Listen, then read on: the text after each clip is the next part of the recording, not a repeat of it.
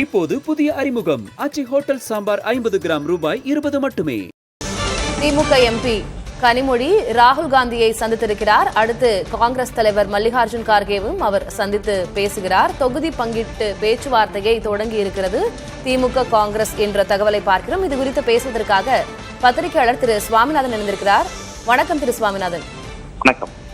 ஒரு இழுபறியாகவே சென்று கொண்டிருந்தது திமுகவா தாவேகவா இப்படி எல்லாம் பேச்சுகள் எழுந்து கொண்டிருந்த நிலையில இப்போ கனிமொழி ராகுல் காந்தி அவர்களுடைய சந்திப்பு இதுக்கெல்லாம் முற்றுப்புள்ளி வைக்கும் அப்படின்னு எதிர்பார்க்கலாமா? இல்ல இரண்டாம் கட்ட தலைவர்களுடைய இந்த சலசலப்பை நிறுத்துவதற்காகத்தான் ஒரு சந்திப்பு, ஆனா இதுக்கப்புறம் இன்னும் இருக்கு பேச்சுவார்த்தை, அதற்கு பிறகுதான் கூட்டணி முடிவாகும் அப்படின்னு புரிஞ்சுக்கணுமா?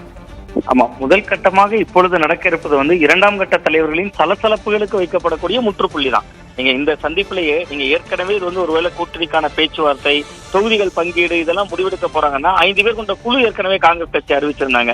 கிரீஷ் சோடங்கர் அவர்கள் இடம்பெற்றிருந்தார், தமிழக காங்கிரஸ் கட்சியினுடைய தலைவர் செல்வப்பிறந்தகை அவர்கள் இருந்தாரு, சட்டமன்ற குழு தலைவர் ராஜேஷ்குமார் இருந்தாரு. இப்படி 5 பேர் கொண்ட குழு அமைச்சிருந்தாங்க. பதிலுக்கு திமுக குழு கூட அமைக்காத சூழல்ல தான் ஆளுக்கு ஒரு குரலாக பேசிக் கொண்டிருந்தார்கள். இந்த சூழல்ல தான் கனிமொழி அவர்கள் சந்திக்கிறாங்க. இதன் மூலமா இதுதான் கூட்டணிங்க, இந்த கூட்டணிக்குள்ளதான் நம்ம இருக்க போறோம் அப்படிங்கிறத ஒரு அறிகுறியா ஒரு சமீட்சையா உறுதி செய்யறாங்க, அவ்வளவுதான். ஆனா இனிமேல் தான் இருக்கு ஆட்டம். அதாவது காங்கிரஸ் எவ்வளவு எண்ணிக்கை கேட்பாங்க, அதை கொடுக்க முடியுமா கொடுக்க முடியாதா, கூடுதல் இடங்கள் அப்படிங்கறதா காங்கிரஸோட இலக்கு. கிட்டத்தட்ட 2011 அவர்களுக்கு கிடைத்த இடங்கள் நமக்கு தெரியும். 63 இடங்கள் போட்டிட்டாங்க, 5 சீட்டு தான் ஜெயிச்சாங்க. 2016 கணிசமான எண்ணிக்கையை வாங்கினாங்க. 21 அன்றைக்கு மாநில தலைவராக இருந்த KS அழகிரி அவர்கள் அழுதுகிட்டே வெளியில வந்தார், எங்களுக்கு போதிய இடங்கள் தரல அப்படிங்கக்கூடிய விஷயங்கள்லாம் பேசிக்கிட்டே வந்தார். 25 இடங்களுக்கு அவர் உடன்பட்டு இருந்தார். ஆனா இந்த முறை அவர்களுக்கு கூடுதல் தொகுதிகள் வேண்டும் என்பது ஒரு நிலை. இப்ப இதுல ஒரு ஆரோக்கியமான விஷயம் என்னன்னா, திமுக காங்கிரஸ் இடையில தான் கூட்டணி அப்படிங்கறத உறுதிப்படுத்துறதுக்கான ஒரு விஷயம் தான் இது.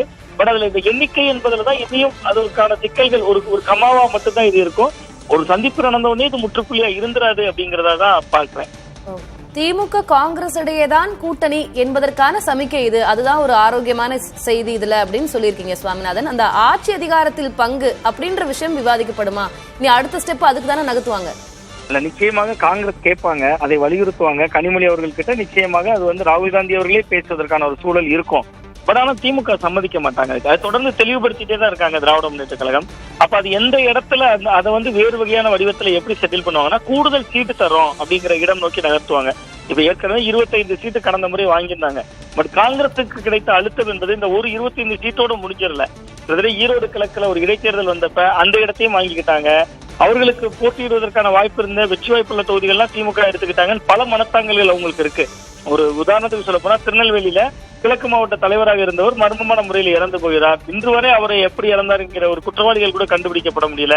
நிறைய ஒரு மாநகராட்சி மட்டும்தான் ஒதுக்கப்பட்டுச்சு அவங்களுக்கு. அது வாரிய தலைவர் உட்பட பல பொறுப்புகளும் திமுகவே எடுத்துக்கிட்டாங்க. அப்ப காங்கிரசினுடைய அழுத்தம் என்பது நம்ம தமிழ்நாட்டுல நமக்கான எந்த பிரதிநிதித்துவமும் இல்ல, உள்ளாட்சி அமைப்புல கூட சேர்ந்து தேர்தலை சந்தித்தாலும் கூட வலுவாக இருக்கக்கூடிய பகுதிகள் எல்லாம் திமுக எடுத்துக்கிட்டாங்கன்னு பல மனத்தாங்கல்கள் இருக்கு அவங்களுக்கு. சோ அதனால அவங்க ஆட்சியில் பங்கு அதிகாரத்தில் பங்குங்கிற குரலை வலியுறுத்துவாங்க.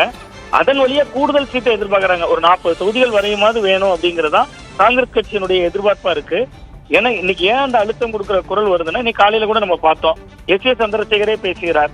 நீங்க காங்கிரஸ் தாவேக்காவோட போகணும், விஜய் அவர்கள் அழைக்கிறாரு, ஆட்சியில் பங்கு அதிகாரத்தில் பங்குங்கிறது தாவேக்கா இன்னைக்கு சொல்லுது அப்படிங்கக்கூடிய அந்த ஆட்சியில் பங்கு அதிகாரத்தில் பங்கு என்பதை S.A. சந்திரசேகர் அவர்கள் சொல்லக்கூடிய நேரம் ஒரு முக்கியத்துவம் வருது இல்ல மேடம். நீங்க கிட்டத்தட்ட கனிமொழி அவர்கள் நேரடியாக ராகுல் காந்தி அவர்களை சந்திக்கக்கூடிய நாள்ல இந்த ஸ்டேட்மெண்ட்டை S.A. சந்திரசேகர் சொல்றாரு.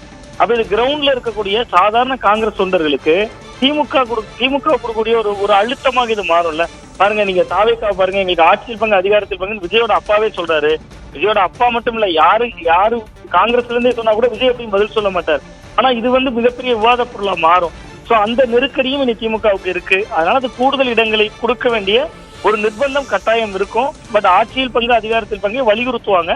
அதனுடைய நீட்சி கடைசியாக கூடுதல் இடங்கள்ல தான் போய் முடியும் அப்படின்னு பாக்குறேன். திமுக என்ன நிலைப்பாட்டுல இருக்கிறது அப்படின்னு நம்ம புரிஞ்சுக்கணும் சுவாமிநாதன். ஏன்னா 25 இடங்கள், அதற்கு மேல இந்த முறை 30 இடங்கள் அவங்க கொடுக்கறதுக்கான வாய்ப்பு இருக்கா? ஏன்னா இன்னும் நிறைய மற்ற கட்சிகளுடைய தலைவர்கள் சேர்ந்திருக்கிறாங்க, அவங்களுக்கான சீட் அலாட்மெண்ட் இருக்கு. ஏற்கனவே கூட்டணியில் இனி யாரும் உள்ள சேர்ந்தால் இடமில்லை என்பதாக தான் திமுக கூட்டணி இருக்கிறது. காங்கிரஸ் 38 எதிர்பார்க்கிறது, 30 கொடுக்கிற அளவுக்கு திமுக தயாராக இருக்கிறார்களா? இல்ல, காங்கிரசுக்காக சில சமரசங்களை செய்ய வேண்டிய தேவை இன்னைக்கு திமுகவுக்கு இருக்கு. நீங்க கடந்த ஒரு 3 மாதங்களுக்கு முன்பு பார்த்தா திமுக கூட்டணி தான் வலுவான அணி. எதிர்க்கட்சியாக இருந்த அண்ணா திராவிட முன்னேற்ற கழகத்தால் ஒரு அணி கூட அமைக்க முடியாத சூழல் தான் இருந்தது. இன்றைக்கு பார்த்தா அவர்கள் பாமகவினுடைய அன்புமணி அவர்களோடு இருக்கிறார். அதிமுகவோடு முரண்பட்டு இருந்த அமமுக டிடிவி தினகரன் அவர்கள் இருக்காரு. அந்த கட்சி கொஞ்சம் வலிமை பெற்று வருகிற பொழுது தங்களோட பார்ட்னர் ஒரு வெற்றிகரமான பார்ட்னரா நிரூபிக்கப்பட்டது. நீங்க திமுகவினுடைய வெற்றி என்பது நம்ம தனித்து திமுகவோட வெற்றின்னு பார்த்து விட முடியாது. இன்னும் நிறைய மக்கள் நல திட்டங்கள் செஞ்சிருக்காங்க. கிட்டத்தட்ட 1,30,00,000 பெண்களுக்கு மகளிர் உரிமை தொகை வந்தாலும், மகளிர் விடியல் பயணம் போனாலும், தினமூறு திட்டங்கள், அறிவிப்புகள், உங்க கனவை சொல்லுங்கன்னு பல திட்டங்கள் வந்தாலுமே கூட இதுக்கெல்லாம் மையம் என்னன்னு பார்க்கணும். பாஜக எதிர்ப்பு. பாஜக எதிர்ப்பு அரசியல் தான் 2019, 2021, 2024 3 தேர்தல்களாக தொடர்ந்து திமுகவுக்கு வெற்றி பெற்றிருக்கிறது. அப்ப பாஜக எதிர்ப்புங்கிறது திமுகவுக்கு மட்டுமே சொந்தமானது இல்ல, அதுல காங்கிரஸ் கட்சிக்கும் ஒரு வலுவான பங்கு இருக்குல்ல. நீங்க தமிழ்நாட்டினுடைய முகமாக வேண்டுமானால் அதுல திமுக இருக்கலாம். பட் அகில இந்திய அளவுல இந்தியா கூட்டணியுடைய முகமாகவும் முகவரியாகவும் ராகுல் காந்தி எப்படியோ அதே போன்று மு க ஸ்டாலின் அவர்களும் போன்று இணையாக அவரும் இருக்கிறார்ல. அதை தக்க வைக்க வேண்டிய தேவையும் திமுக இருக்கு. நீங்க இன்னொரு பக்கம் பார்த்தா பாஜகவிடமிருந்து பல அழுத்தங்கள் வந்ததாக சொல்லப்பட்டாலும் இந்த சூழலையும் தாவேகா பாஜகவை நோக்கி தகரல. அப்ப நீங்க உங்களுக்கு காங்கிரஸ் உங்க கூட இல்லைன்னா விஜய் அவர்களுடைய கை ஒருவேளை ஓங்கிடக்கூடிய வாய்ப்பு இருக்குல்ல. பாஜக எதிர்ப்பு ஓட்டுகள் அவர் பக்கமும் திரும்புற வாய்ப்பு இருக்குல்ல. சோ அப்ப திமுகவுக்கு ஒரு தேவை இருக்கு. இந்த முறை காங்கிரஸ் கட்சியை சில சமரசங்கள் செய்து விட வேண்டிய தேவை இருக்கு. அதனால அவங்க 38, 40 என்று எதிர்பார்த்தாலும் ஒரு 25 என்கிற எண்ணிக்கை கூடுதலாக ஒரு 5, 6 உயர்த்த வேண்டிய தேவை நிச்சயமா இருக்குன்னு தான் பாக்குறேன். அந்த கட்சி மட்டும் இல்ல, பிற கட்சிகளும் அழுத்தம் கொடுப்பாங்க. இந்த இடதுசாரிகள் கூட கேட்பாங்க, 6 சீட்டு தான் கொடுத்திருந்தாங்க போன முறை, இந்த முறை எங்களுக்கு கூடுதல் கொடுக்கணும். அந்த குரல்கள்லாம் பின்னாடி இருக்கு. நீங்க அதிமுகவினுடைய எதிர்குரல்கள், அந்த கட்சியிலிருந்து வந்த அழுத்தங்கள்லாம் இந்த சீசன்ல நம்ம பல பார்த்துட்டோம். திமுக கூட்டணிக்குள் வரக்கூடிய அழுத்தங்கள்லாம் இனிமேல் தான் வரிசை கட்சி வர இருக்குன்னு தான் நான் பாக்குறேன். நன்றி திரு சுவாமிநாதன், இணைப்பில் வந்து உங்களுடைய கருத்துக்களை பகிர்ந்து கொண்டமைக்கு.